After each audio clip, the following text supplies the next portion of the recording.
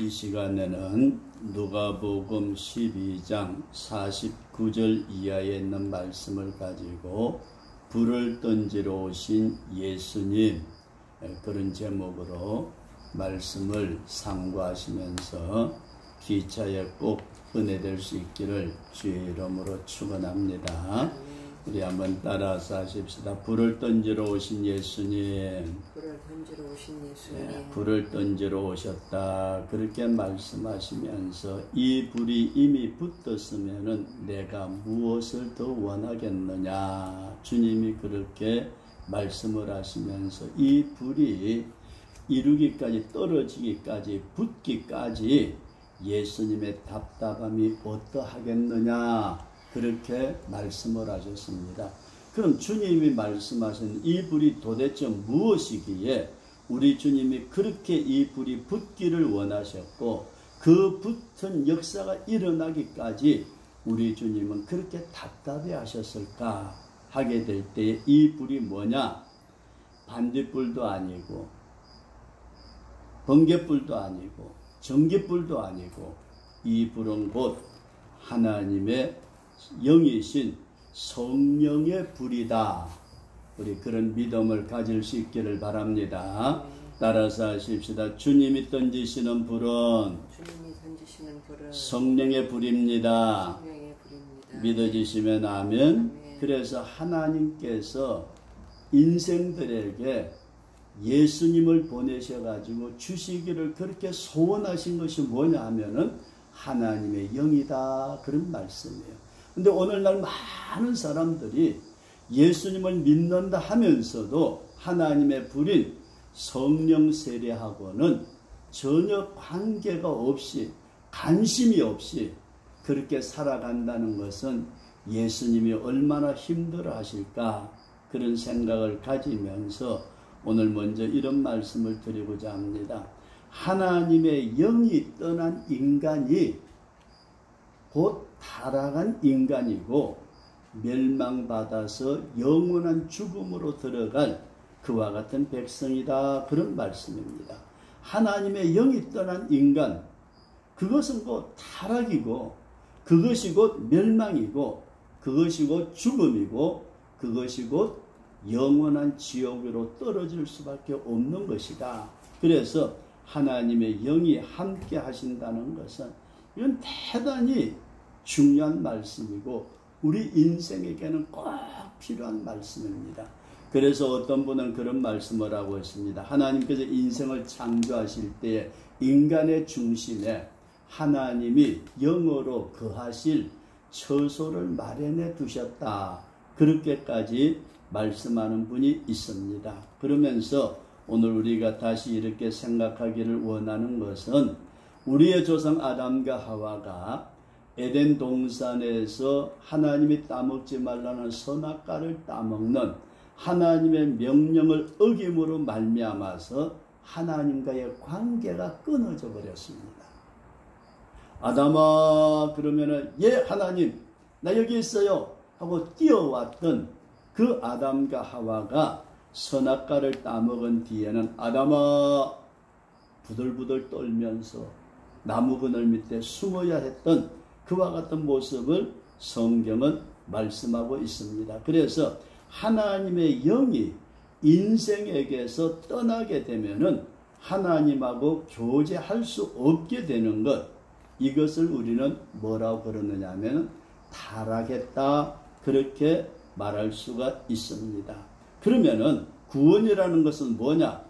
인생에게서 죄로 말미암아 떠났던 하나님의 영이 다시 옴으로 말미암아서 하나님의 깊은 것이라도 통달하시는 성령과 더불어 하나님과 교제케 되는 것, 성령으로 말미암아서 하나님하고 교제케 되는 것이 구원이다. 그렇게 말씀을 드릴 수 있습니다. 그래서 성경에 보면은 예수님이 십자가에 못 박혀 돌아가심으로 우리의 죄 문제를 다 해결해 주시고 그리고 부활 승천하여 하나님의 보좌 우편에 올라가셔서 피를 가지고 우리의 죄를 용서해 주시도록 기도하시고 나아가서 하나님의 영을 보혜사 성령을 받아서 우리 인생들에게 보내주신다. 그렇게 말씀을 하고 있습니다. 이 사건이 제일 처음 일어난 것이 오순절 마가의 다락방에서 120명의 성도들에게 성령이 임할 때 마치 불의 혀같이 갈라지는 것이 각 사람 위에 임하여 있더라. 성령을 불로 표현을 했다. 우리 그런 믿음을 가지시면서 다시 한번 전체적인 서론적인 말씀을 드린다면 불을 던지러 왔는데 이 불이 붙었으면 내가 왜 답답하겠느냐? 너무너무 답답해. 그 일이 이루기까지 나의 답답함이 어떠하겠느냐? 그렇게 말씀하신 본문의 말씀을 볼 때에 인생들에게 가장 필요한 것은 구원의 역사를 이루어 가시는 성령의 불이 임해야 되겠다 하는 사실을 우리가 생각하시면서 주님께서 주시는 불은 전기불도 아니고 번개불도 아니고 반딧불도 아니고 이 불은 성령을 말씀하고 있다. 성령의 불을 던지러 오신 주님이시다. 그런 믿음을 꼭 가질 수 있기를 바랍니다. 그러면서 첫 번째 이런 말씀을 드리고자 합니다. 창세기 6장에 나타난 말씀을 보게 되면은 인간이 육체가 됨으로써 하나님의 신이 떠난 사건을 성경은 기록을 하고 있습니다. 해석하기에 따라서 여러 가지 어려운 문제들이 있긴 하지만은 성경에 보면은 하나님의 아들들이 인간의 딸들의 아름다운 것을 보고서 그 인간의 딸들을 자기의 아내로 삼아가지고 가정을 꾸리면서 자식을 낳았는데 그 자식들이 고대의 거인인 네피림이라고 성경은 말씀을 하고 있습니다. 이렇게 네피림이 되고 인간이 육체로 타락하고 말 때에 하나님께서는 창세기 6장 3절에 뭐라고 말씀을 하셨느냐 하면은 나의 신이 인간하고 영원히 함께하지 않겠다. 하나님께서 아예 사람들하고의 영적 관계를 완전히 끊어버리는, 다시는 내 영을 인간들에게 부어주지 않겠다. 그렇게 말씀하신 것이 성경에 기록되어 있습니다. 다시 말씀드린다면은 인간이 범죄하고 육체로 떨어지게 될 때에 하나님의 영이 그 육체 속에 있을 수가 없어서 떠나버리고 인간은 완전히 하나님을 찾을래 찾을 수 없고 하나님하고 교제할래 할 수도 없는 그와 같은 자리에 관계가 끊어져 버린, 그래서 성경에서 이런 말씀을 하고 있습니다. 내가 손이 짧아서 너희를 구원치 못하는 것도 아니고 내가 귀가 둔하여 너희들의 부르짖는 소리를 듣지 못하는 것도 아니라 너와 나 사이에는 건널 수 없는 엄청난 구렁텅이가 있는데 그것이 뭐냐? 죄라, 그런 말씀입니다. 죄가 들어오게 되면은 하나님의 신이, 하나님의 영이, 성령이 죄가 있는 곳에 있을 수가 없어서 떠나고 나면은 결국 그 떠난 자리에는 사탄이 올 수밖에 없고 육신의 정욕이 지배할 수밖에 없고, 그렇게 됨으로써 육체가 됨으로 하나님하고 관계가 완전히 끊어진, 창세기 6장에서 나의 신이 이제는 사람들하고 같이 있는 것 싫어, 영원히 함께하지 않을 거야. 그러시면서 너희 인간의 육체의 생명은 120세가 될 것이다. 그렇게 성경에 말씀하고 있음을 우리에게 보여주고 있다. 그런 말씀입니다. 그 다음에 크게 두 번째로, 그러면은 이렇게 인생이 하나님을 떠나고 하나님의 신은 떠났고 인생의 힘으로 하나님을 찾을 수 없을 때에 예수님께서 이 땅에 오셔가지고 하나님의 불, 성령을 우리에게 다시 보내주시겠다. 그렇게 말씀하고 있습니다. 창세기 6장에서 떠났던 하나님의 신을 예수님은 아버지께 내가 구하되 내 피를 가지고 하나님 저들의 죄를 용서해 주옵소서, 그리고 다시 떠나셨던 하나님의 영을 인생들에게 부어주셨다. 그것이 성경에 기록되어 있는 말씀입니다. 그래서 다시 정리를 하신다면은 예수 그리스도의 십자가의 죽으심은 우리의 죄의 대가를 다 치르시는 죽음이시고 부활 승천하심으로 말미암아 아버지께 구하여 성령의 불을 보내주시겠다 말씀하신 것이 요한복음 14장 16절 이하에 기록되어 있는 말씀입니다. 그 요한복음 14장의 말씀을 보게 되면은 내가 아버지께 구하겠으니 그가 또 다른 보혜사를 너희에게 주사 영원토록 너희와 함께 있게 하리라. 창세기 6장에서는 영원히 하나님의 신이 함께하지 않겠다고 말씀을 하셨는데 요한복음에 와서는 예수님이 십자가 사건을 통해서 우리의 죄의 모든 죄와 죄책에서 다 용서해 주시고 다른 보혜사, 나의 영혼을 위해서 변호해 주시는 보혜사 성령을 보내주셔가지고 영원토록 우리와 함께하도록 이 불을 땅에 던지려 왔다고 주님은 말씀하신 줄로 믿으시기 바랍니다. 이 불을 내가 던지러 왔는데 이 불이 붙었으면 내가 무엇을 원하겠느냐? 왜 오늘날 인생들이 예수님을 믿는다고 하면서도 이 불을 받지 않냐고, 이 불에 자신을 내어 맡기지 않는지 주님께서 지금도 탄식하고 계신다, 그런 말씀입니다. 그래서 로마서 8장 9절에 나타난 말씀을 보게 되면은 만일 너희 속에 하나님의 영이 거하시면은 너희가 육신에 있지 아니하고 영에 있나니 누구든지 그리스도의 영이 없으면은 그리스도의 사람이 아니니라, 그렇게 말씀하고 있습니다. 하나님이 예수님을 통해서 던져주신 그 불을 받지 아니하면은 그 사람은 하나님의 사람이 아니라고 말씀을 합니다. 이 말씀이 얼마나 두려운 말씀인지 모릅니다. 우리가 성경을 통해서 많은 믿음의 사람들이 있지만은 성령이라는 말 자체도 듣지 못하고 신앙으로 산다고 하다가 죽음으로 끝나는 사람들이 얼마나 많은지 모르는 이런 시대에 우리 주님께서 우리에게 던져주시기를 원하시는 그 불을 사모하고 그 불을 받고 그 불과 함께 하나님과 더불어 생활할 수 있는 우리 믿음의 사람으로 세워질 수 있기를 주의 이름으로 축원합니다. 그래서 마지막으로 세 번째 말씀을 드리고자 하는 것은 주님이 던져주신 이 보혜사 성령의 불이 붙으면은 승리할 수가 있다, 그런 말씀입니다. 요한계시록 3장에 나타난 말씀을 보게 되면은 사대교회라는 교회가 있었습니다. 그 교회에 얼마나 많은 사람들이 모여서 우리식으로 말한다면 신앙생활을 한다고 하는 성도들이 있었는지는 모르지만은 예수님은 그들에게 그런 말씀을 하셨습니다. 사대교회 성도들아, 너희 가운데 흰옷을 입은 몇 사람이 있는데 그 사람들만 나와 함께 다니는데 그들은 나에게 합당한 자이다. 그럼 나머지는 어떤 사람일까?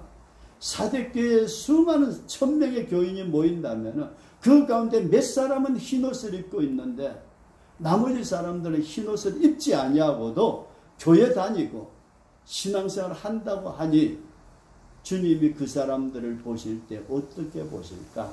우리는 마지막 주님이 주시는 거룩한 세마포를 입는 성결한 주님의 성령의 불이 함께하는 주님과 동행하는 성도가 될 수 있기를 주의 이름으로 축원합니다. 그러면서 요즘에 우리나라의 모든 돌아가는 사정을 보게 되면은 차별금지법이라든지 동성애법이라든지 여러 가지로 또 우한 폐렴을 인해 가지고 교회가 예배 드리는 것이 대단히 어려워지는 이와 같은 모습을 보여주고 있는데 열왕기상 19장이나 로마서 11장에 나타난 말씀을 보게 되면 엘리야 시대에 엘리야가 하나님에게 그런 말씀을 해요. 하나님을 믿는 사람 다 죽고요, 저 혼자 남았습니다. 그랬더니 하나님께서 엘리야에게 그런 말씀을 하셔서 야 엘리야야, 너무 실망하지 마라. 내가 바알에게 무릎을 꿇지 아니한 자 7,000명을 남겨두었다. 오늘 우리가 이 세상에 살아가면서 바알에게 무릎을 꿇지 않는 세상의 권력이나 세상의 어떤 환경이나 자신의 어떤 정욕에 무릎 꿇지 않고 믿음의 승리자가 될 수 있는 것은 하나님의 영의 도우심을 받을 때에 가능하다 하는 믿음을 꼭 가지고 주님, 이 세상에서 바알에게 무릎을 꿇지 않고 주님 뜻대로 쓰임받다가 주님 앞에 설 수 있는 믿음의 사람 될 수 있는 성령의 불을 받은 자가 될 수 있기를 주의 이름으로 축원합니다. 우리 한번 따라서 주여, 주님이 던져주시는 불을 받게 하옵소서. 세상의 어떤 것보다 우리 주님이 내가 불을 땅에 던지러 왔는데 이 불이 붙었으면 얼마나 좋겠느냐. 이 불이 붙기까지 내가 얼마나 답답한지 아냐. 내가 십자가 져야 돼. 내가 죽어야 돼. 내가 부활해서 아버지께 가서 이 불을 던져줄 테니 너는 이 불을 받아서 바알에게 무릎을 꿇지 않은 7,000의 숫자에 속하는 마지막 승리자가 되라. 주님께서 우리에게 그렇게 말씀하시는 줄로 믿으시기 바랍니다. 그리고 우리가 성경에 나타난 말씀을 보게 되면은 사도행전 8장에서 빌립이라는 집사님이 아주 큰 은혜를 받았습니다. 성령의 강한 체험을 하고 오순절 마가의 다락방에 놀라운 체험을 하고 7 집사 가운데 한 분으로 선택함을 받아서 하나님의 교회를 섬기던 중에 사마리아 성에 내려가서 그냥 교회만 붙어 있는 것이 아니라 나가서 복음을 전했습니다. 이 빌립 집사님이 복음을 전할 때 귀신 들린 자에게 귀신이 쫓겨나가고 눈이 멀었던 소경이 눈이 띄어지고 안전병이가 일어나고 암이 떨어지고 이거는 지금 상상할 수 없는 놀라운 역사가 나타났습니다. 그랬더니 성경에 보면 그 사마리아 성에 큰 기쁨이 있었더라. 마수라는 사람도 와가지고 예수 믿게 되고 회개하게 되고 놀라운 역사가 일어났습니다.